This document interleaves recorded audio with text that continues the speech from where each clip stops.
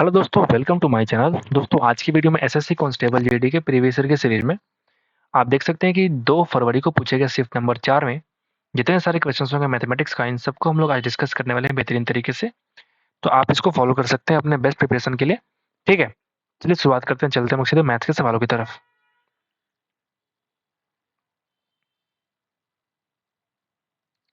यहाँ से मैथ्स का सवाल शुरू होता है। आप देख सकते हैं पहला सवाल क्या बोलता है कि एक खेप माल का 3/4 भाग 6% के लाभ पर और शेष माल को 3% की हानि पर अगर सेल किया गया, यदि कुल लाभ 600 रुपए है तो उस खेप माल का क्रय मूल्य कितना होगा, आपको बताना है। बहुत बढ़िया सवाल है।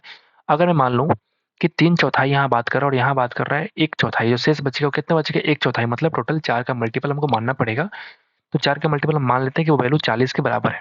मान लिया हमने कि उस खेप माल का जो क्रय मूल्य है वो 40 रुपीज के बराबर है। तो आपने बोला इसका 3/4 यानी कि 30 जो हिस्सा है उसको आपने 6% के लाभ पे सेल किया, जो शेष बच गया उसको आपने 3% के हानि पे सेल कर दिया। ठीक है, तो तुमको वास्तविक में एक्चुअल में कितना तुमको लाभ या प्रॉफिट हुआ, लाभ या हानि हुआ, बोले वो निकाल लेते हैं। तो आप बोलेंगे कि 30 का 6% कितना होगा, तो आप बोलेंगे 3×6 = 18 यानी कि 1.8%। ठीक है, और 10 का 3%, तो आप बोलेंगे 0.3%। क्लियर है भाई? मतलब एक्चुअल में इसको 1.5% का लाभ हुआ है और इसी लाभ की वैल्यू कितनी है, तो आप बोलेंगे 600 रुपया। ठीक है, तो अब मुझे बताओ अगर मैं इस 600 को 1.5 से डिवाइड करूं तो मुझे क्या निकालना है, सीपी। तो सीपी निकालने के लिए हम कर देंगे 40 से मल्टीप्लाई। क्या ये सही किया हमने? क्या ये सही किया? बिल्कुल सही किया हमने। तो आप अगर देखेंगे 1.5 से कटेगा ये 4 बार में। ठीक है, तो 4 गुणा 4 यानी कि 16 और 1 2 3 16,000 रुपया उस खेप माल का क्रय मूल्य है। बहुत ही बढ़िया सवाल, आप इसको चेकआउट कर सकते हैं। नंबर आगे बढ़ते हैं, नंबर 2 पे चलते हैं। नंबर 2 क्या बोलता है? ठीक है, थोड़ा समय दीजिए हमको 1 मिनट का। ओके, ठीक है। प्रीति जो है एक 36 दिनों में एक कार्य कर सकती है, अनु उसी कार्य को 30 दिनों में कर सकती है। यहाँ प्रीति और यहाँ अनु की अगर बात करूँ, हम तो 36 दिन लगाते हैं और तुम्हारा 30 दिन लगाते हैं। तुम्हारा एक्चुअल टाइम की वैल्यू यहाँ पे दे रखी है। ठीक है, तो आपसे कह रहा है कि यदि प्रीति और अनु एक साथ काम करना शुरू करते हैं लेकिन अनु काम पूरा होने 3 दिन पहले काम छोड़ देती है, तो उन दिनों की संख्या ज्ञात करें जब कार्य पूरा होता है। तो हम क्या करते हैं इस केस में, हम पहले निकालते हैं एलसीएम, जो कि 180 यहाँ पे होता है। तो इन दोनों की कार्य क्षमता कितनी हो जाएगी, तो आप बोलेंगे 36 गुना 5 और ये 6 इसका हो जाएगा। ठीक है, अनु काम को 3 दिन पहले छोड़ देती है, मतलब 3 काम को इसमें जोड़ देंगे, 6×3 = 18 और बटा इन सबका, दोनों जो लोग हैं इन दोनों का एफिशिएंसी से हम कर देंगे डिवीजन। तो आप देखेंगे यहाँ पे कि 198/11। ठीक है, तो आप जरा काट के देखो, 11 कम 11, 8 और 8 88, 11 88, 18 दिन में तुम्हारा काम पूरा हो जाएगा। This is the answer. Number 3 पे आते हैं। 6 के वर्ग, 4 के घन और 24 का एलसीएम निकालो। तो घटिया सवाल है भाई। 6 का वर्ग यानी कि 36, 4 का घन यानी कि 64 और ये 24 का आपको निकालना है एलसीएम। ठीक है, तो एलसीएम आप खुद से निकाल सकते हो यार, तुम खुद से कर लो एलसीएम निकालने के काम। ठीक है, आगे बढ़ते, टाइम वेस्ट नहीं करते। ये 15%, 20% और 24% की क्रमिक छूटों के लिए समतुल्य छूट कितना हो जाएगा। तो हम कैसे करते हैं, हम लोग फास्टली कैसे करते हैं, तरीके बहुत सारे हैं लेकिन हम कैसे फास्टली करते हैं कि 15 और 20 का अगर हम लेके चलें तो 20 + 15 यानी कि 35 हो गया। मुझे माइनस करना है 20 का 15% या 15 का 20%। बात तो सेम है, मतलब कि 3% हम माइनस करेंगे, यानी कि इन दोनों के बदले मैं कह सकता हूँ कि 32% तुम्हारा एकल छूट होगा। लेकिन एक और बाकी है जो कि 24 बाकी है। तो हम फिर इसको लेंगे और 24 को लेंगे, तो कितना हो जाएगा, 3 2 5 4 2 6 यानी कि 56%। और माइनस करेंगे 24 का 32% या 32 का 24%, वॉट एवर यू वांट, आप उसको कर सकते हैं। तो अगर हम निकालेंगे 32 का 24%, निकालो जरा, तो आप देखेंगे यहाँ पे कट जाएगा ये वाला। तो काटते नहीं है क्योंकि फिर मुश्किल हो जाएगा, हम डायरेक्टली गुना कर लेते हैं। तो 24 गुना 2 यानी कि 48, कैरी 4, 24 3 72, 4 कितना हो जाएगा 76। 2 डेसिमल यहाँ लगा दिया, मतलब हमको 7.68 कम करना है। तो अगर हम माइनस करेंगे तो कितना आ जाएगा बताइए, 48.32% इस सवाल का आंसर होगा। आगे बढ़े। ए और बी के तृतीयानुपाती और ए और बी और सी के चतुर्थानुपाती का अनुपात दे रखा है 3 और 4। तो बी और सी का अनुपात आपको फाइंड आउट करना है। इस वाले केस में अगर हम तृतीयानुपाती की बात करते हैं, उस वाले हम क्या करते हैं, सेकंड वाले को रिपीट करते हैं और तृतीयानुपाती को मान लिया हमने कि वो x के बराबर है। मतलब मैं कह सकता हूँ कि a बटा बी, 1 मिनट होल्ड कीजिएगा, दिक्कत हो रही है थोड़ा सा। टप इधर रख देता हूँ। ओके थोड़ा टाइम दे दीजिए। ओके ठीक है, तो मैं कह रहा था कि अगर मैं a बटा b लिखूं तो यहाँ मैं लिख सकता हूँ b बटा x, और यहाँ पे x क्या है, तृतीयानुपाती। तो क्रॉस मल्टीप्लाई करो, x की वैल्यू आ चुकी है B square upon a। Clear है? अच्छा, अगर इस वाले केस की बात करूँ तो मैं इसको मान लेता हूँ y के बराबर, तो यहाँ पे कह देता हूँ कि a बटा B is equal to c बटा y। तो y कितना आ जाएगा बताइए, बी सी अपॉन a के बराबर। आपसे कह रहा है कि चतुर्थानुपाती का जो अनुपात है वो 3 अनुपात 4 के बराबर। मतलब मैं कह सकता हूँ सिंपल भाषा में कि जो यहाँ पे x और y का रेशियो है, यानी कि बी स्क्वायर अपॉन a, और ये इस रेशियो का मतलब हो जाएगा बट्टा बी सी अपॉन ए। इसका वैल्यू है कितना, तो आप बोलेंगे 3/4। क्लियर है? अब जरा काटते हैं, इसका आंसर निकालें। तो आप अगर काटेंगे तो ए से ए कट जाएगा, एक बी से एक बी कट जाएगा, मतलब बी अपॉन सी आपको मिल चुका है, जो कि 3/4 ही आएगा। बहुत ही बढ़िया, बहुत ही बढ़िया। आगे बढ़ते हैं। एक वाहन के द्वारा एक निश्चित दूरी को एक निश्चित चाल से तय किया जाता है। यदि उस दूरी के आधे भाग को किसी दूसरे वाहन के द्वारा दुगने समय में तय किया जाता है, तो दोनों वाहनों के चालों का अनुपात ज्ञात करें। मुझे एक बात बताओ, अगर यहाँ पे मैं बोलूं तुमसे कि दूसरे वाहन द्वारा दुगने समय में तय करता है कौन, तो आप बोलेंगे उसका आधा हिस्सा। अगर इसका हाफ पार्ट करने में डबल टाइम लगाता है, तो आप मुझे बताओ कि फुल पार्ट करने में कितना टाइम लगाएगा, तो आप बोलेंगे 4 टाइम्स। हाफ के लिए डबल, तो फुल के लिए 4 टाइम्स, बोलेंगे ना 4 टाइम्स। तो ये तुम्हारा क्या हो गया, समय का रेशियो हो गया। ये तुम्हारा समय का रेशियो हो गया। तो अगर स्पीड निकालना हो तो मैं कह सकता हूँ इसका उल्टा हो जाएगा, यानी 4:1 के बराबर हो जाएगा। बहुत ही आसान सवाल है, ये लॉजिकल है, इसको आप लिख कर नहीं सॉल्व कर सकते, दिस इज कॉल्ड, ये लॉजिकल सवाल है। ठीक है, तो आगे बढ़ते हैं। एक कारखाने में लगातार 5 महीने में 10-20 का इकाई उत्पादन किया जाता है, तो छठे महीने में कितनी इकाई उत्पादन किया जाना चाहिए ताकि 6 महीने का जो एवरेज है वो तुम्हारा 7200 हो पाएगा। बहुत बढ़िया। तो मैं कहूँगा क्या कि इन सबको जोड़ो आप, प्लस एक्स करो, और इज इक्वल टू लिखो कितना, मैं कर देता हूँ। आप देखो 7482 प्लस 8952 प्लस, इसमें कुछ नहीं है, 6524 प्लस 8432 प्लस 6562 प्लस, मान लिया हमने उसका एक्स के बराबर है। तो 6 महीने का एवरेज अगर 7200 है, तो सबका सम कर दो, 7×6 = 42, यानी कि 43,200। तुम्हारा क्या हो जाए, सबका सम आना चाहिए, क्योंकि 6 महीने का हमने निकाल दिया, टोटल निकाल दिया हमने। तब यहाँ से इन सबको जोड़ करके इसमें से आप माइनस करेंगे तो एक्स की वैल्यू आएगी, और कितनी आएगी, तो आप बोलेंगे 5248 के बराबर। आसान सवाल है, टाइम वेस्ट नहीं करते हैं, आगे बढ़ते हैं। एक अर्धगोले की त्रिज्या जो है ना वो कितनी है, तो आप बोलेंगे 42 सेंटीमीटर के बराबर। ठीक है, इसके वक्र पृष्ठीय क्षेत्रफल का आधा ज्ञात करें, हाफ, हाफ निकालना है।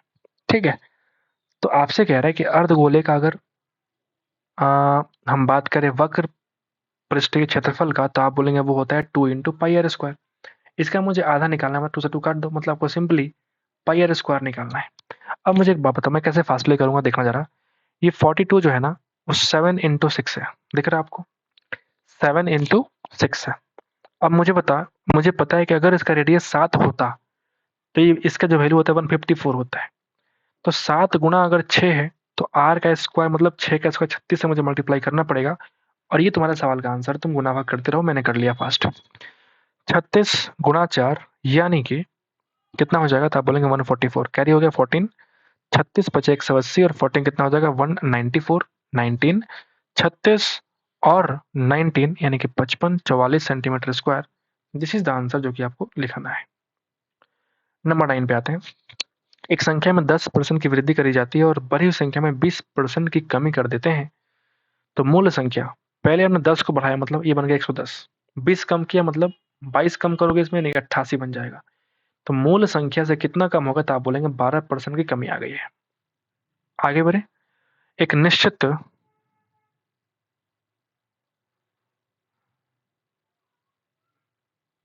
एक निश्चित अवधि के लिए 2300 रुपए की राशि पर 10% की वार्षिक चक्रवृद्धि ब्याज की दर से चक्रवृद्धि की हाँ ठीक है, वार्षिक रूप से चक्रवृद्धि किया गया जाना, चक्रवृद्धि ब्याज कितना है, तो आप बोलेंगे 483। एक निश्चित अवधि के लिए, ठीक है। तो वर्षों की अवधि आपको फाइंड आउट करनी है। अब मुझे एक बात बताओ, ये 483 जो है ना, अगर तुम्हारा ब्याज है, तो मैं एक काम करता हूँ, क्यों ना इस ब्याज को मैं पी और ए का मैं रेशियो लिख रहा हूँ, ठीक है। तो अगर तुम्हारा अमाउंट पहले 2300 रुपया था प्रिंसिपल अमाउंट, तो इतना ब्याज अगर है तो 2300 और 400 2783 रुपये बच जाएगा तुम्हारा। ये बन जाएगा 2 साल के बाद बन जाएगा, इतना पे करना पड़ेगा।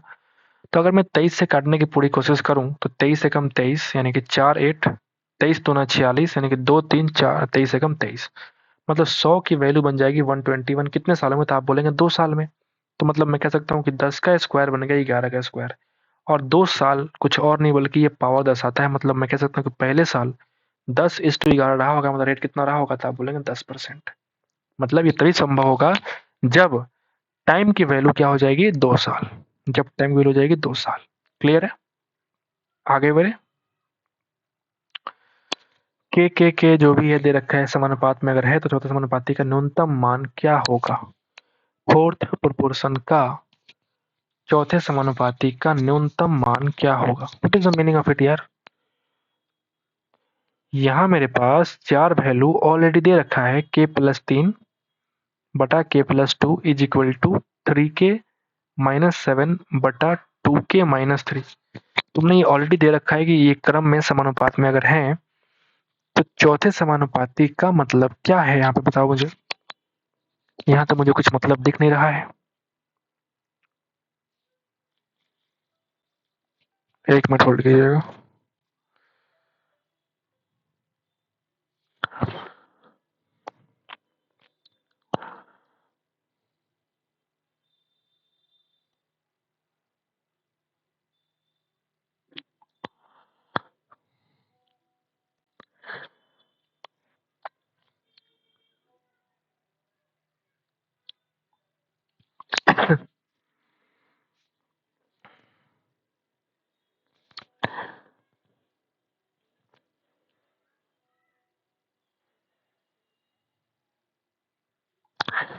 ठीक है, तो यहाँ मैं करूँगा क्या, तो आप जरा देखो। अगर मैं क्रॉस मल्टीप्लाई करूँ तो लेंदी लग रहा है ये सवाल। कोई बात नहीं, अगर मैं मल्टीप्लाई करूँगा तो कितना हो जाएगा? ये 2k² माइनस 3k, ये बन जाएगा +3×6 और -3×3=9 इज इक्वल टू, ये देखो कितना बनेगा? तो आप बोलेंगे 3k² +3×6k -7k-14। ऐसा यहाँ पे देखने को मिल रहा है, ठीक है। तो अगर मैं करूँ सॉल्व तो आप देखेंगे 3k² में से अगर कम किया हमने कितना हो जाएगा? k², ठीक है। ये बनेगा +3k और ये बनेगा -k, तो भेजो उधर, यानी कि +2k बनेगा उधर। बोलिए, सही है ना? ये बनेगा +3k, ठीक है, +3k है, और इधर कितना है? -k, तो -k और ये -3k, सॉरी सॉरी, मतलब बन जाएगा -4k। कितना हो जाएगा? -4k, ठीक है। और 9 को भेजो साइड, यानी कि -5, तुम्हारा 0 है। तो k की वैल्यू कितनी आएगी? तब बोलेंगे -p plus minus √b² -4ac, तो 4 इंटू 1 इंटू -5/2, यानी कि 4 टाइम्स प्लस माइनस कितना हो जाएगा? 20, और 16 यानी कि 36 करोड़ेंगे 6/2, 6/2। प्लस लिया तो 10/2 यानी कि 5, माइनस लिया तो -1, यानी के की 2 वैल्यू आ चुकी है मेरे पास, एक 5 और दूसरा -1। तो फोर्थ वाला वैल्यू ये है क्या? तो अगर हमने प्लस लिया 5 लिया तो 10 -3 यानी कि 7 बनेगा आंसर। अगर हमने -1 लिया, के की वैल्यू कितना लिया हमने? -1। इफ के इज इक्वल टू -1, तो हम बोलेंगे -2 और -3 यानी कि -5 इस सवाल का आंसर होगा। तो आप देखेंगे यहाँ पे एक वैल्यू तुम्हारे पास 7 आ रहा था, एक वैल्यू कितना आ रहा था? 5 माइनस में आ रहा था। तो न्यूनतम मान कौन सा होगा? तो आप बोलेंगे -5 वाला न्यूनतम मान होगा। अच्छा सवाल है ये, ठीक है। पहले लगा था कि मुश्किल है, बट अच्छा सवाल है। एक डीलर उस वस्तु पर 25% की अतिरिक्त रियायत देता है जिस पर पहले से ही अंकित मूल्य पर 20% की छूट है। क्रेता के लिए वस्तु भुगतान करता है तो अंकित मूल्य ज्ञात कीजिए। तो आप बोलेंगे 1500 रुपया, और ये 25% और 20%, अगर दो डिस्काउंट की बात करूं तो ये एक्चुअल में कितना डिस्काउंट है? तो आप बताएंगे 25 और 20 का मतलब होता है 45, और माइनस करेंगे 5, यानी कि एक्चुअल में एकल छूट कितना मिल गया 40%। मतलब मैं कह सकता हूँ कि ये वैल्यू जो है वो 60 के बराबर है, आपको निकालना है 100 के बराबर। ये तुम्हारा कुछ और नहीं बल्कि एमपी होगा, मार्क प्राइस होगा। 60 से काटो तो 60 गुना 120 और ये 5 यानी कि 2500 रुपया तुम्हारा क्या हो जाएगा, एमपी यानी कि मार्क प्राइस हो जाएगा। एक वस्तु के मूल्य में 30% की वृद्धि करेंगे, जब सेम वृद्धि और सेम कमी करते हैं तो उस केस में हमेशा लॉस होता है, और वो लॉस कितना होगा, तो आप बोलेंगे 30 का 30%। 30 का 30% यानी कि 9% का लॉस होगा। ये तुम्हारे सवाल का आंसर होगा। बहुत बार पूछते हैं सवाल, जब सबसे बड़ी संख्या क्या है जिससे इतना इतना को विभाजित करने पे 4 और 6 शेष बचता है। तो इसका बेस्ट लॉजिक ये होता है कि आप क्या करेंगे, इन दोनों में से इसमें 4 कम करो और इसमें से हम 6 कम करेंगे, मतलब 92 हो जाएगा। तो इन दोनों का आप निकाल दो HCF, हाईएस्ट कॉमन फैक्टर, जो कि तुम्हारा कितना आने वाला है, तो आप बोलेंगे ये तुम्हारा जो है 69 जो है ना, 69 ये 23 गुना 3 है और ये 23 गुना 4 है। तो आप बोलेंगे हाईएस्ट कॉमन फैक्टर कितना है, तो आप बोलेंगे 23, और यही सवाल का आंसर होगा। ठीक है, इससे अगर आप डिवाइड करेंगे तो एक में 4 और सेकंड में 6 शेष बचेगा। नींबू 2 में 3 की दर से खरीदा और 3 में 2 की दर से आपने सेल किया तो लाभ निकालिए। ठीक है, मतलब 4 की वस्तु को आपने 9 में सेल किया, कितने का प्रॉफिट, आप बोलेंगे 5 का profit out of 4 into 100%। Solve करो, मिल जाएगा 125% का प्रॉफिट। बेहद ही आसान सवाल। एक तेज ट्रेन 192 किलोमीटर की यात्रा के लिए धीमी ट्रेन से 2 घंटे कम समय लेती है। एक तेज ट्रेन है जो 192 किलोमीटर की यात्रा करने के लिए धीमी ट्रेन से 2 घंटे कम समय लेती है। धीमी ट्रेन की चाल और तेज ट्रेन की चाल से 16 किलोमीटर प्रति घंटा कम है। तो दोनों की चाल ज्ञात करें। समझ गए बात। अब मुझे एक बात बताओ, अगर तुम्हें 16 किलोमीटर प्रति घंटा कम दिख रहा है, 16 किलोमीटर प्रति घंटा कम दिख रहा है, दोनों की चाल निकालना है, कोई बात नहीं, दोनों की चाल निकालना है, कोई बात नहीं। ठीक है, तो पहली बात, हम उन सारे ऑप्शंस को एलिमिनेट करेंगे जिसमें 16 किलोमीटर का घंटा का अंतर जो है वो नहीं है। 28 और 34 में 6 का अंतर है, 16 का नहीं, काट के हटाओ। 30 और 37 में 10 का अंतर है, 16 का काट के हटाओ। या तो ये होगा या तो ये होगा। समझ गए बात।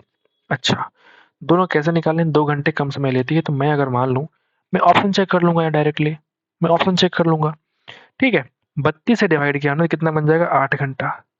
48 से किया तो कितना बन जाएगा, तो आप बोलेंगे 6 घंटा। मिस्टेक किया हमने, नहीं मिस्टेक हो गई हमसे। 32 से किया हमने तो कितना लग जाएगा, तो आप बोलेंगे 6 घंटा। और 48 से किया तो कितना लग जाएगा, तो आप बोलेंगे 4 घंटा। इन दोनों में टाइम का डिफरेंस कितना था, आप बोलेंगे 2 घंटे का डिफरेंस है, जो कि यहाँ पे आपको दे रखा है 2 घंटे कम समय लेती है। तो इस तरह से ऑप्शन का इस्तेमाल करके फास्टली कर पाएंगे, वरना बहुत मुश्किल लगने वाली है। ठीक है, तो इस तरह से हम ऑप्शन का यूज करके हम फास्टली कर पाएंगे। आगे बढ़ते, एक कस्बे की जनसंख्या जो है ना, एक कस्बे की जनसंख्या जो है वो सालाना 20% की वृद्धि होती है। यदि 4 वर्ष पहले जनसंख्या 62,500 थी, ठीक है, तो वर्तमान जनसंख्या कितनी है आपसे कह रहा है। 20% की वृद्धि मतलब 5 बन गया 6, ये बोलेंगे। तो 4 साल बाद की कहानी करनी है, मतलब 4 पावर और 4 पावर लगा दो, मतलब 625 बने कितना, तो आप बोलेंगे 36 का स्क्वायर करो, कितना होता है 36 का स्क्वायर, 1296 होता है क्या, ये आपको गुणा करना पड़ेगा। तो 3625, सॉरी 625 और इंटू करेंगे 1296, ये तुम्हारा क्या बन जाएगा, नया पॉपुलेशन बन जाएगा, न्यू पॉपुलेशन आफ्टर 4 ईयर्स। अच्छा, ये तो कटना बड़ा आसान हो गया, पूरा पूरा कट जाएगा 1 से, मतलब आंसर कितना जाएगा, 1296 पे 00। ये तुम्हारे सवाल का आंसर है। ठीक है भाई। थक गया हूं। ठीक है, कह रहा है कि 5 पुरुष किसी काम को 2 दिन में पूरा कर सकते हैं, 4 महिलाएं उसी काम को 3 दिन में पूरा कर सकती हैं, और 5 बच्चे उसे 3 दिन में पूरा कर पाएंगे।